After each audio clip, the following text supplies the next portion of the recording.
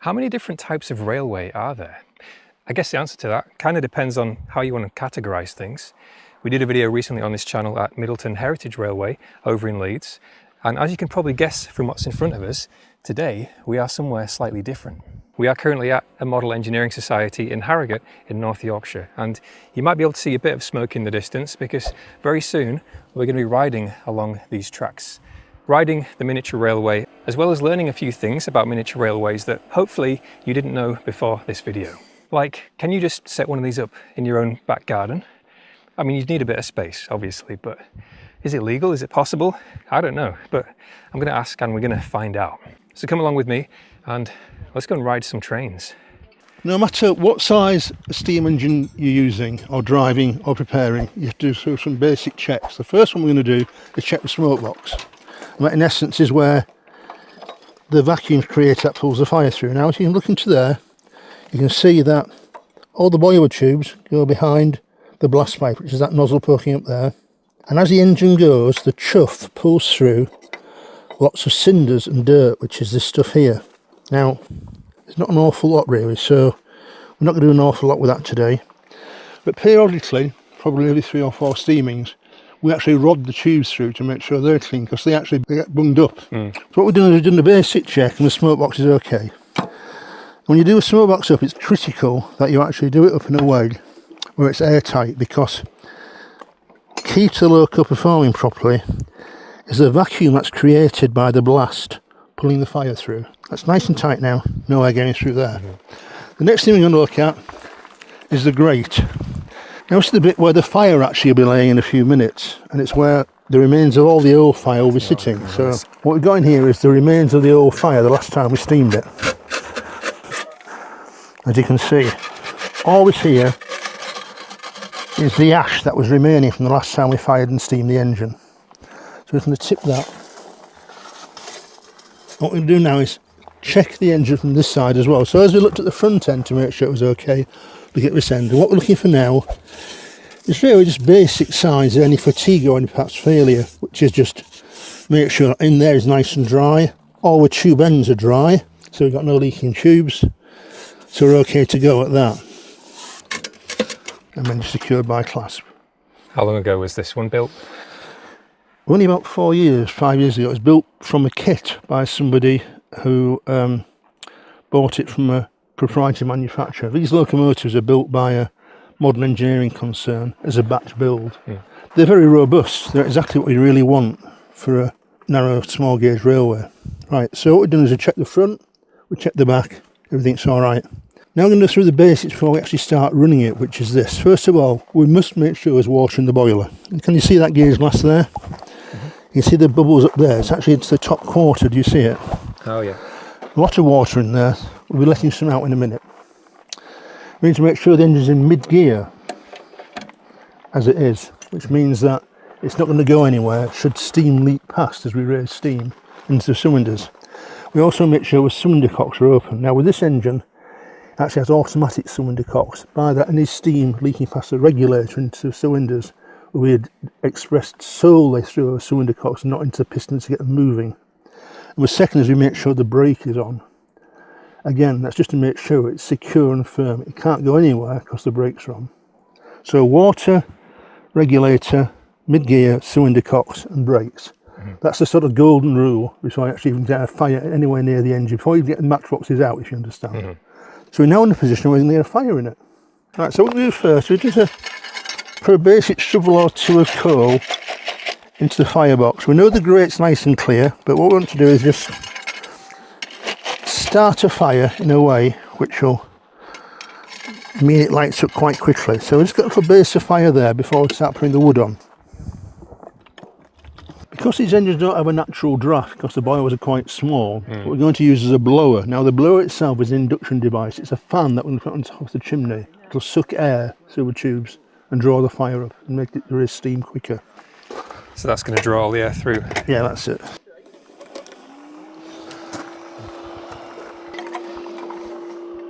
Have you been working with steam engines for a long time? Oh gosh, for 60 years. 60 years? 55 years, yeah. Wow. Since I was 10 really. Oh, right. Right, and now what we'll do is we'll get a match to that.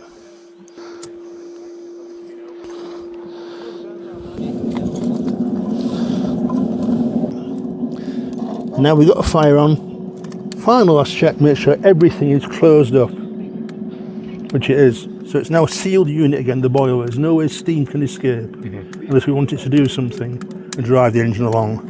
You can hear the fire pulling away quite nicely now, so it's quite a light.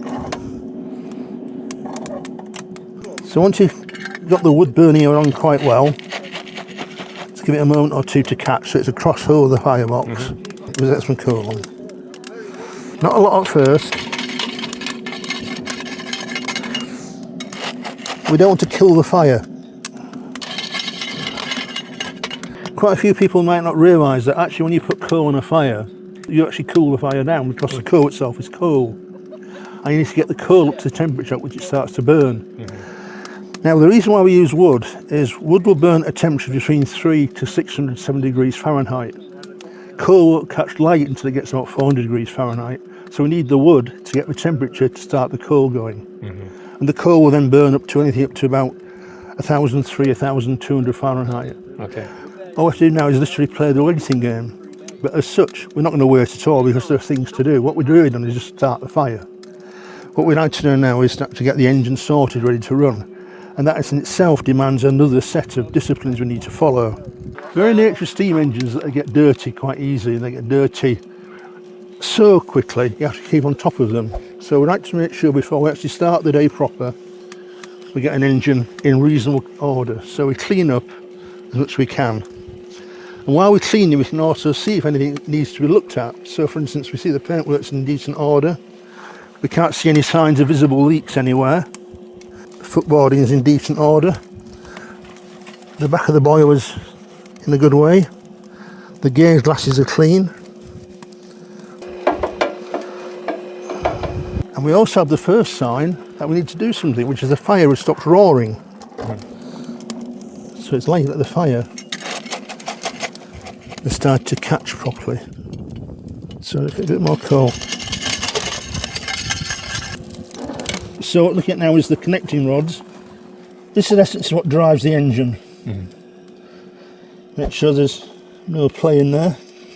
Don't see any outward signs of any problems or damage there.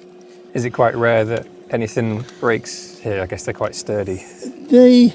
It's more wear than anything because like everything else, if you think about the scale size of it, these wheels are only 6.5, 7 inches. So if you get this engine moving at 10 miles an hour, they really are rotating quite fast. That's about 5 or 6 revolutions per second. Now in terms of the actual bearing surfaces themselves, they're ample enough, but at some point they're going to wear down. So it's just to check where, and my heart of heart, I know that an engine being as new as this, it's all right. And as we check it every time, it's okay. But again, this is the point where you're not doing anything. It's the point where you just make sure everything's all right. Everything that moves, we put oil on.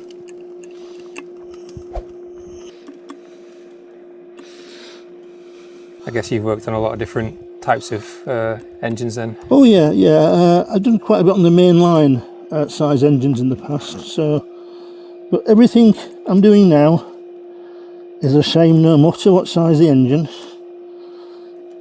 It's the basic principles of what you have to do.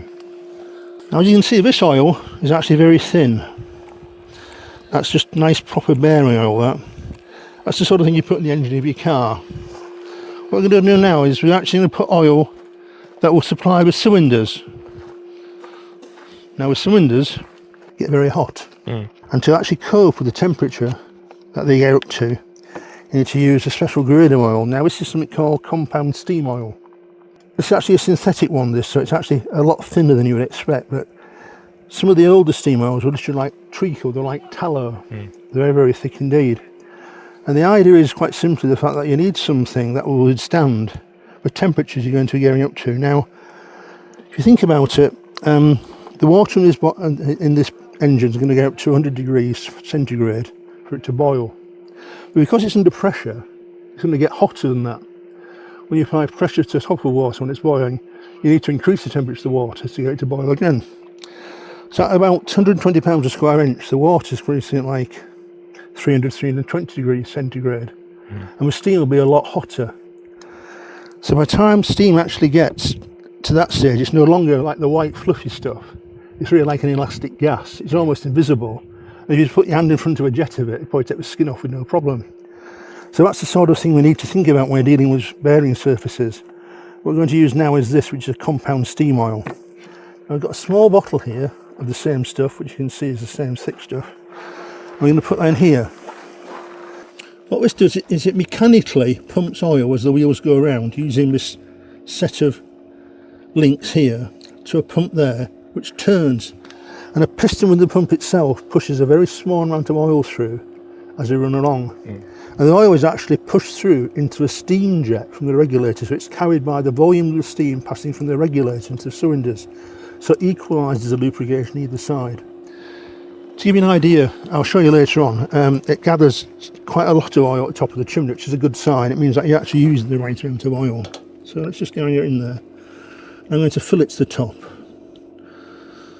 There we are. So we've got the top of the ram of the pump that forces it through. So that's that. At this point, we're just now play the waiting game, which is to raise steam. Okay. All right, the engine's fired up, building pressure, and pretty soon we're going to be driving on one of these tracks. So I think he said it takes about half an hour for enough pressure to build from when we just left it, which is a lot quicker than the full-size steam train, obviously. That goes without saying, but can't help but picture the difference after being at Middleton Railway, where we were there with the full-sized locos, and then what we've got here. But like Phil said, everything's basically the same, just the only difference is the scale. For whatever reason, I'm quite excited about going through that tunnel now that I've seen it. So before I wander off too far, let's get back over there and see how it's looking. Right, so what we've done now is about 25 minutes, half an hour has passed. We managed to raise steam in the boiler. The fire's got hot enough to the point where it's burning throughout really well. The water in the boiler is boiling, by that it's actually creating steam. We've actually got about 25 pounds a square inch of steam in the boiler. So what we're going to do now is we're going to take off the artificial blower, which is this.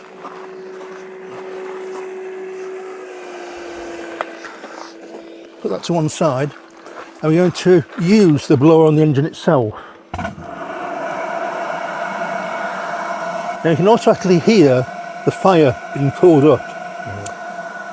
The blower now is actually creating a bigger draft in the firebox than the electric fan is. So what will happen now is the steam will come up quite rapidly now. But we're still looking at about 15-20 minutes.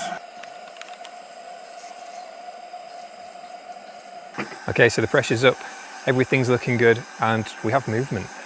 So what we're going to do now is ride around one of these tracks. There are a few different routes here that kind of meander around this patch of land, and of course the tunnel. I don't know why I'm so excited about the tunnel, but I am for some reason. Let's go and check it out. Right.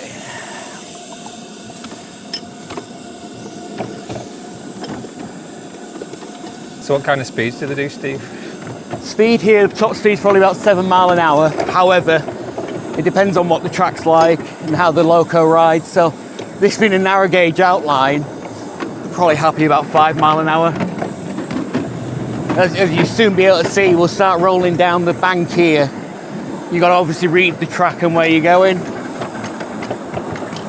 So like now, we've just got the regulator slightly open, which is basically like your accelerator in a car.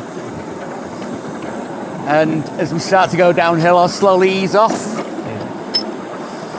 So what we're doing now is, you can see the bank starting to raise up in front of us, so get a bit of steam on to preempt going up that hill.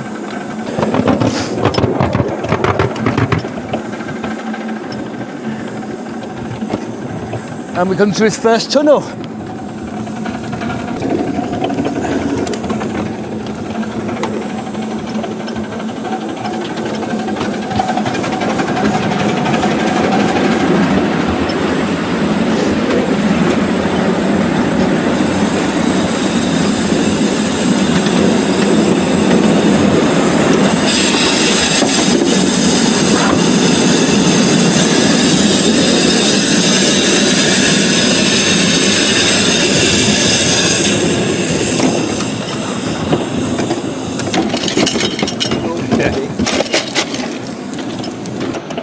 There we are. Smooth. There we go.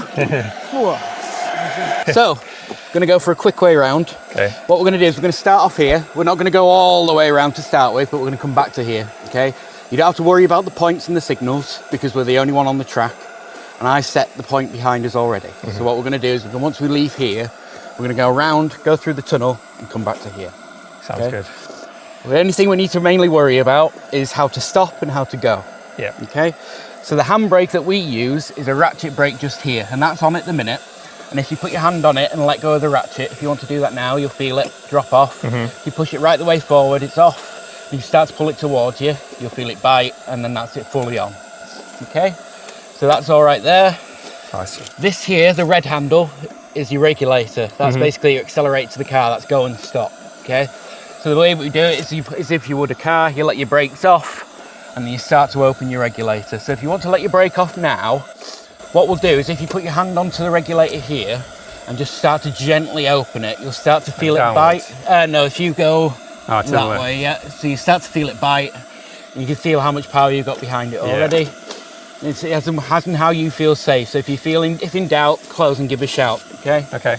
So if you close off now there and you start to pull on your brake just so you get a gist of it, you see how sharp it bites, okay? So what we'll do now is push that green button, that'll let us out.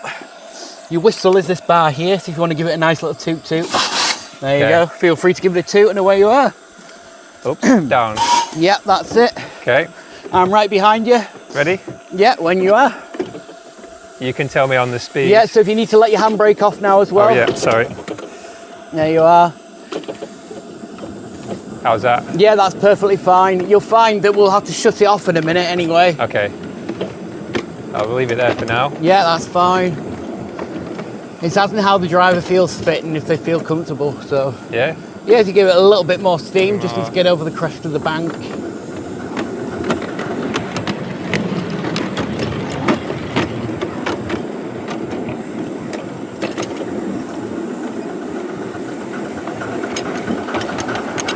Now if you shut off there, start to roll down a little bit. The thing is with this track, it's all up and down, so the sooner you shut off, you need to put more power back on. So you're constantly kind of trying to gauge. Yeah, too right. There's no happy medium here, and the sooner you're on, you're off. You have to stay on the ball with it. Yeah. I see. Yeah, there's a lot of kind of bumps in there. Yeah, too right. Now if you give it a little bit of steam, we'll be on the uphill all the way to across the crossing now. Okay.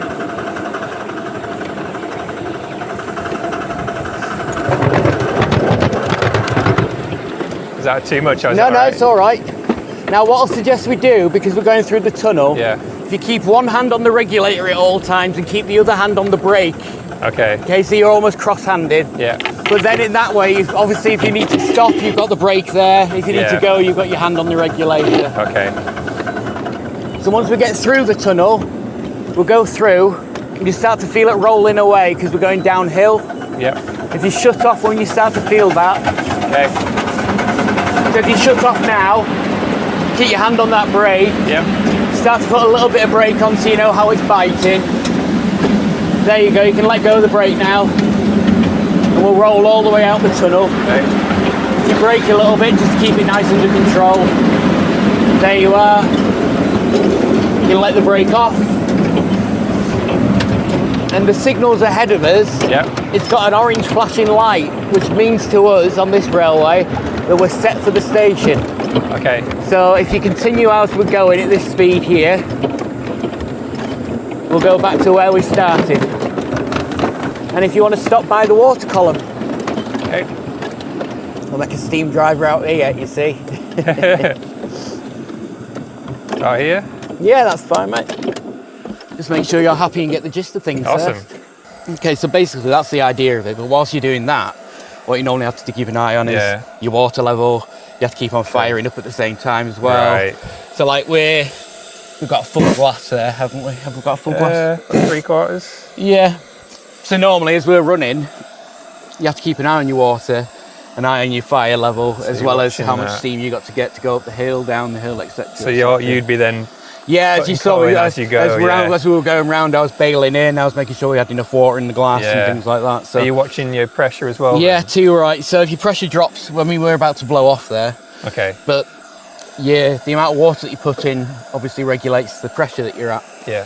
And if we had a big load behind us, you'd need a certain amount of pressure to get up a certain bank and things like that. So awesome. Job done. You want another go?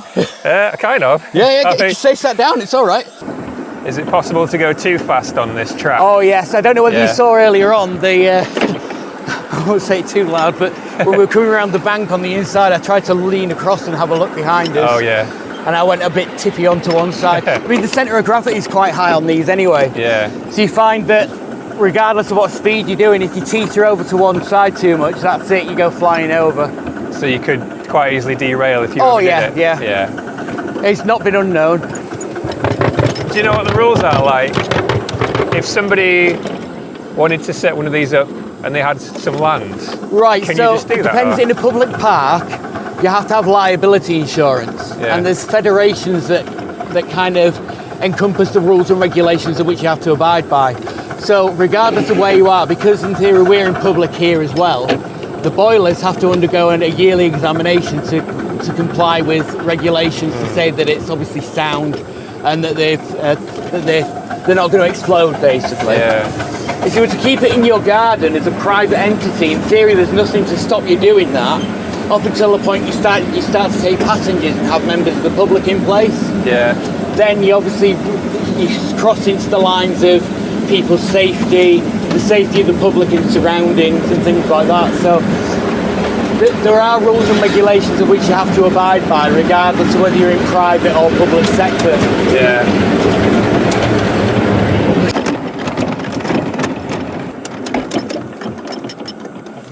Okay, there we go.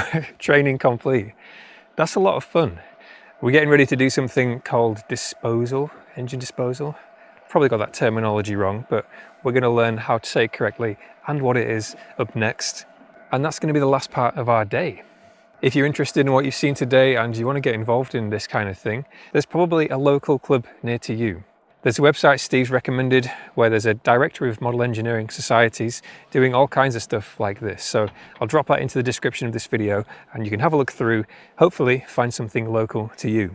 Now I'll give you one piece of advice that you almost certainly don't need because you've probably got common sense, but if you've got any plans whatsoever to go and drive a steam train of any size, don't wear white. Don't wear white. Okay, let's go embark in our final chapter of the day and see what happens next before everything gets packed away.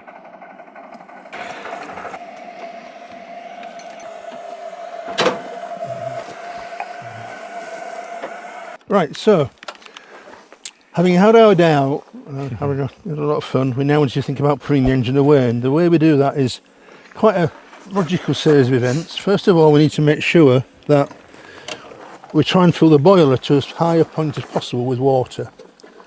So where are we with the gauge glass, please? About 3/4 up. About 3/4 up, right, okay. And the fire, so look at the fire. Can you get in there, alright? So we need to shovel some of the fire out because there's an awful lot there. We need to actually make sure that there's no residual heat enough in the fire for it to catch anything alight. So Stephen, to pull a few shovels out and put them to one side, is that alright?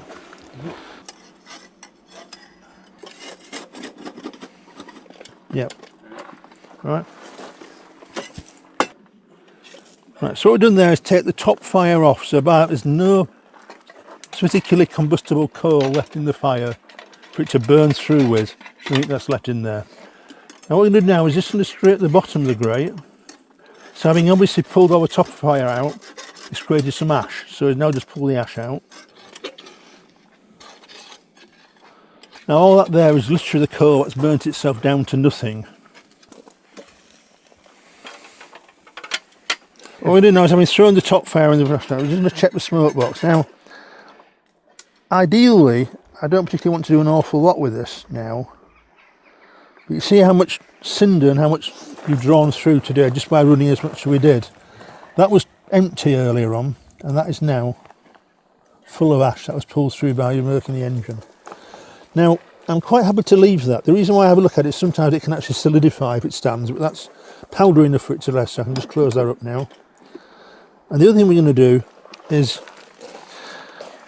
because when you boil water you can actually create impurities by the water itself boiling, we're just going to blow it down. We're actually going to drain the boiler down by about 1/4 inch of water. by opening that valve to let water out the bottom of the boiler again. So it's a bit loud, this, and it's a bit alarming, so just take care. Bottom of the engine is going to be the place where it all happens.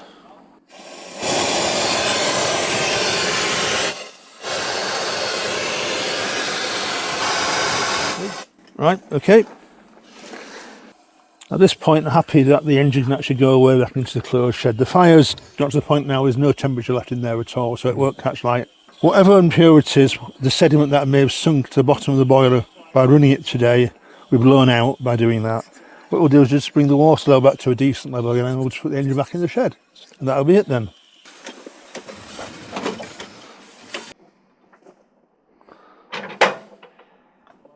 Well, there we go. The Loco's been put away now in the storage shed. I want to give a massive thank you to Phil and Steve for inviting us here today and sharing that experience with us and all that knowledge. Hopefully you've enjoyed it. Tried out some new shots with the chest mount today so that I could give you my view as we were driving around. That's a lot of fun though. I did get the simpler, easier experience thanks to Steve doing all the more complex stuff, watching out for the things that I'm not trained to keep an eye out for. But we managed it. We went around a few times. I really enjoyed it. And of course we went through the tunnel, which was as fun as I expected. As I mentioned earlier, if you want to get involved in something like this, have a look for a local club or society near you. Assuming I was able to find it, I'll put the link in the description so you can try and find somewhere local. And if you've got any more questions about what you've seen today, or you want to throw something else into the mix, some information that we haven't talked about, then let us know in the comments as usual. So thank you so much for watching, supporting the channel and making these trips possible. If there's somewhere in particular you want me to go, something specific that you want to see on the channel, see us do, then let me know. So thanks again for watching and fingers crossed, I'll see you next time.